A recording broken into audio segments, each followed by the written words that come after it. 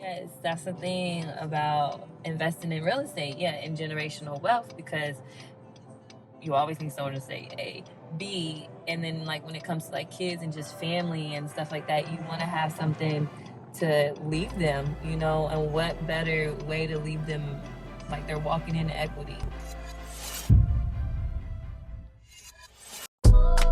Balance. I always heard you got to keep a good balance of things, whether it's your workflow, your finances, or even just your overall health. My name is Nova. In this series, we're going to take a deep journey and show what balance actually looks like from a point of view of some new age entrepreneurs.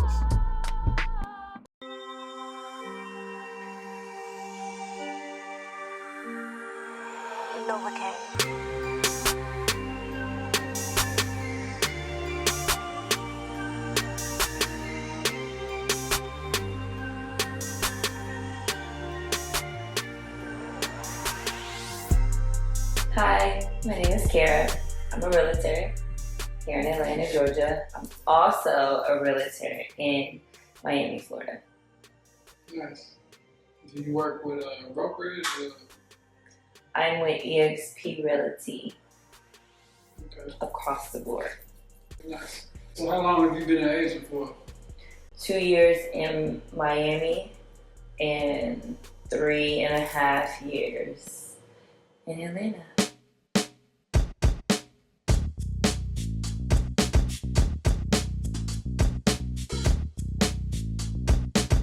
I am here to preview this house for my client. And they didn't tell you about the driveway and hills and stairs and spider webs that you have to unlock. I'm going in. Also, I do not like houses with alarms. They freak me out. And spider webs, because I don't like spiders. So normally, before my clients come in, all this is spider webs. So yes, this home is actually located, I guess you would say, right in the West End.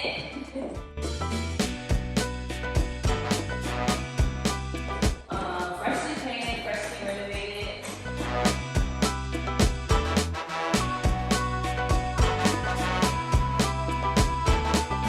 That's the price you pay for walking up all those stairs to get this on the inside. I'm just gonna go outside. You got this. So you got the deck right here.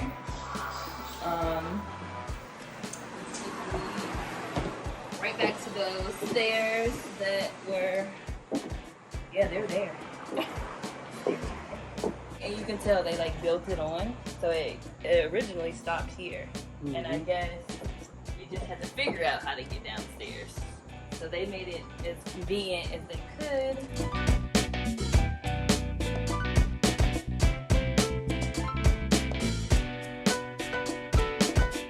Oh, and then it just opens up into the party space. I would spend a lot of my time people watching up here. Hey y'all. I'm the new neighbor. My clients will be the new neighbor.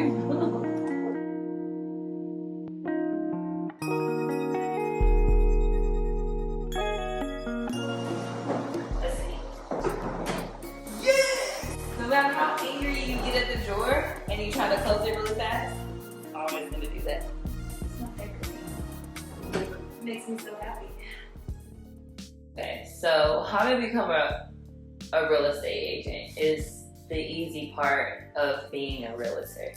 And I'm gonna just be real transparent in that sense that we watch these reality shows of what real estate agents do.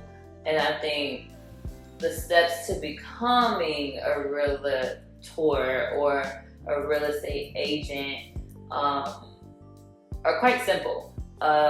Just like any other school or trade or anything skill you are looking to acquire. You want to be a chef somewhere, you should probably go to culinary school. Well, if you want to be a realtor, you have to pass all these state exams, which are just a matter of passing the state exam. Because honestly, what they tell you is true. You do not use half of the things you learn in the book about real estate in real life real estate. I've looked at this neighborhood 3 times already with the same client, and here we are for the 4th time. But you still didn't tell me from that list what you like. Okay, so yeah, let me look at that one, because I think I did. Oh, you sure?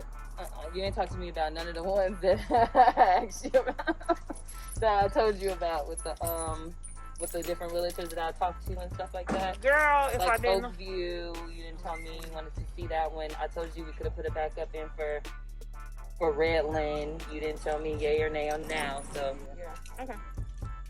All right. See you over there. All right. It's 12 minutes. You got 12 minutes? How much can a real estate agent make? Okay. So, for anybody who's looking to be a realtor, I mean, this is the highest paying job in America.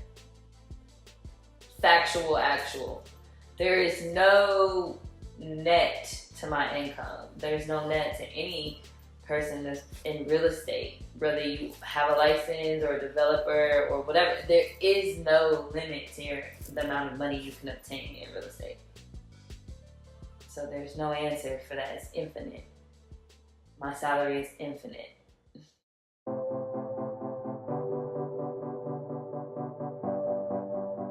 Yes, that's the thing about investing in real estate, in generational wealth, because you always need someone to say A. B, and then like when it comes to like kids and just family and stuff like that, you want to have something to leave them, and what better way to leave them, like they're walking into equity, like what better way to leave them a house. I used to be like jealous of my friends, not jealous, but I used to be like, man, I wish that was me when I went off to college, that my people had, like, even just staying in Atlanta, I knew people that were at Georgia State, and they're like, yeah, my mom, nice ass condo. I mean, nice, very nice condo in Midtown, and she is paid for. Her mom lived there before she had her or something, and then now she's in college, and instead of staying on campus, she's staying at the old condo, paid for, and got a roommate, and making that girl pay, and she's not paying nothing. Like, and then now, it could be willed to her, and she could do whatever. If she wants to sell it, it's worth way more than it was worth then. Yeah. Real estate is the only real value that appreciates itself. Like, you're like a really good investment because because it appreciates. As soon as you drive a car off the lot, it depreciated. Like within that same moment, your car is not worth what you just paid for it for at all. And over time, what's gonna happen to the car? It's only gonna depreciate. Keeping a balance of everything in your life. What keeps your balance? Like, what do you do that keeps balance between real estate, personal life, or anything else you may do? I travel. I travel a lot, and being that I'm also operating and working in Florida, I mean, Miami is like a mini vacation anyway, so it's kind of like play work in Miami, because I actually enjoy being out there. I enjoy, the environment. I enjoy everything about Miami. But again, it's really hard to answer that question in a sense because of the flexibility. Does it feel like work sometimes? It does, especially when you have like working with multiple clients who like have a time frame, and around the same time frame, then it can get a little work-ish. But for the most part, I mean, looking at houses and finding new creative deals and ways to help people obtain mortgage is like, okay, this is cool. Like, I mean, like, it doesn't really feel like, it feels like I'm playing a game of Monopoly. Mm-hmm. Like, how can I negotiate the best deal for somebody and still obviously reap benefits because I'm tied to them? But like, if that's their goal, I'm in a position to help them with that goal. Why not do it? and make money. Like the money is just a plus, because hearing people rant and rave and like really feel their appreciation for what you've done for them is just like a whole nother level of gratitude. Okay. When they want to answer? I gotta look back at my notes, but I don't think neither one of them are gonna be today. Okay. 690 definitely not today. Okay. I don't imagine this one will be today either. But I'll look back what I wrote. I like both of them. Like I said, if you've seen one Townhouse, you've seen them all. I like this one because it's brick and Aesthetically. Yeah, let's see. Okay, let's do 165 for them, and then 175 for the other one. That one was 160. What did I say? 169 or 166.9? I just said 169. So, my client basically likes both of these townhouses, but pricing is very, very tricky when it comes to us offering. So now I have to go and write up these offers and use my magical powers to make them say yes. So that's what we're gonna do right now. Normally, I already have this set up so that all I have to do is just go in and have her sign. So like I can sign on site with this. So if they say, yes, we like the house, all I have to do is just write in the price and then have her sign. Whereas now I don't have to do too much to it, but I have to create it. Regardless of what you pay for it, owning versus renting is always going to be a better option. Just way to invest in yourself. The timing, I mean, everybody's like, I'm waiting around for the best time. I want to get the best interest rate. Nobody's seen a pandemic come in. And boom, we get the lowest interest rate we ever seen in years, since like 07, 08. So you mean to tell me that person that missed the 07, 08 vibe comes in at 2012 now they want to buy, and look how many years we had until 2020 when we had a pandemic where rates went down to like 3%. Because you're going to wait around and still have missed your beat because you could have got in 2 years ago, but you wanted to wait around for the perfect time.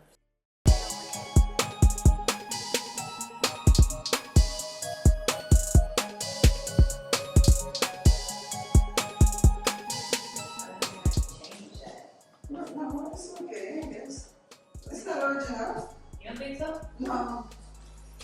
This house has had some update.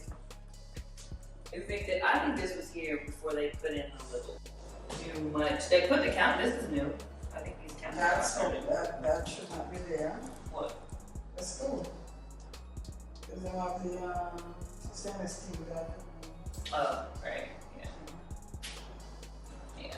Right. And look what the floor used to look like. Small or something, and then they tried to put a...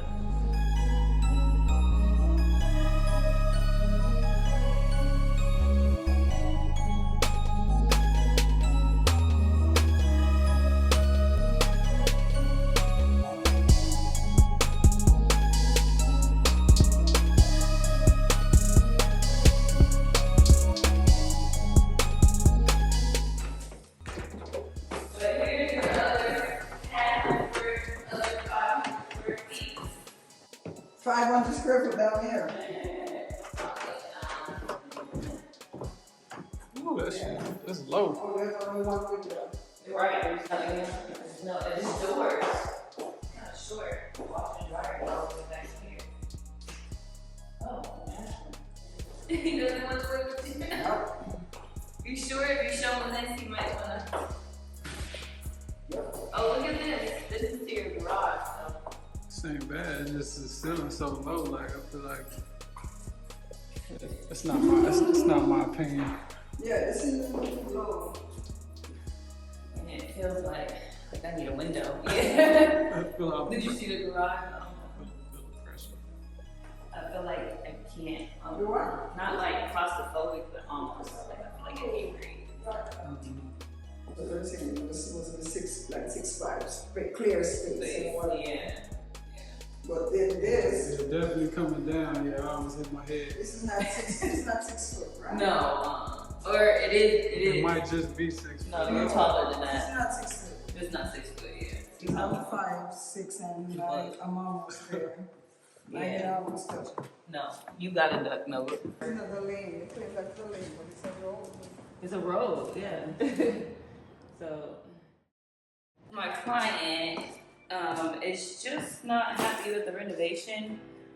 It's the value. She is very tailored to getting the most out of her money, most use of her money. So, like, with her, we particularly look at not just the renovation, like not how nice it looks on the inside, but the land value, things she has to do. You know, like, is it on a main road? Is it near a bus station? Is there a reservoir, some kind of flood area? Like, she's looking at that. She doesn't really care too much about the fixture, you know, what it looks. She doesn't want a distressed property. She wants to be able to move in, but overall, I think this one just didn't really meet her criteria, because not only is the house not meeting the criteria, but the land, the value in the land that she sees is not worth $250,000. Now if they wanted like $150,000, that would make it a little bit more. Maybe a little bit more. That's low balling, but maybe $200K, you know, even would still suffice, because you have to come over here and still do work. You know, you have not energy efficient windows. This needs to be redone, but for what they did, I guess it's okay. It's just not for her. She doesn't like 3 things already: the main road, the land, and what it looks like. So it's just really changing that. Yes, it is very much so recession proof, because everybody has to have somewhere to stay. Whether it's 50 of y'all in a 2-bedroom, somebody gotta come. Y'all all have to come together and figure out how to pay. You know, like, you have to live. And there are things that, like any other thing in any other investment, that's like risky. Like, oh, what if they stop paying me? And like, you know, what happened during the pandemic, and I can't get these people out. Blah blah blah blah blah. But at the end of the day, you can always sell that house.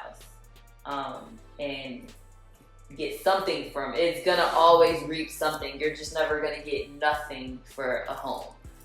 And then there's always people looking. So it may not be right for that person and that buyer, but somebody else can come along, and it may not be the perfect situation, the perfect win for you. You might not net money off of whatever recession we have in the future, but you know that at the end of the day, you still getting something for it.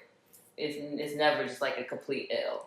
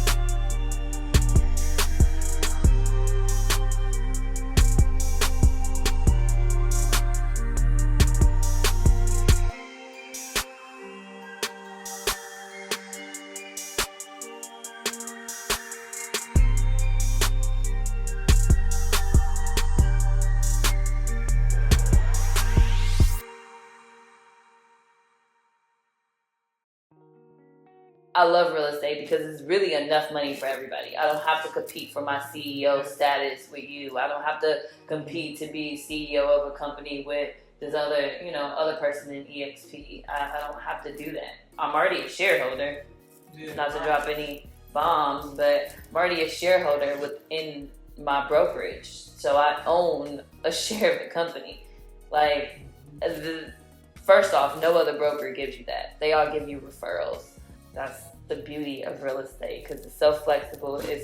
It's so loving. You can just give love to whoever you want to give love to. Fix and flippers, wholesalers, people that are just after residential income, just rentals. You got Airbnb people. It's so many sectors of real estate. Subject twos is a whole nother sector of real estate. 1036 exchange, 1031 exchange is like a whole nother sector. You know what I'm saying? Things like those terms you hear about in real estate when you get your license, but you're like, I get about 1031 exchange, but like there are realtors out there that literally just work in 1031 exchange.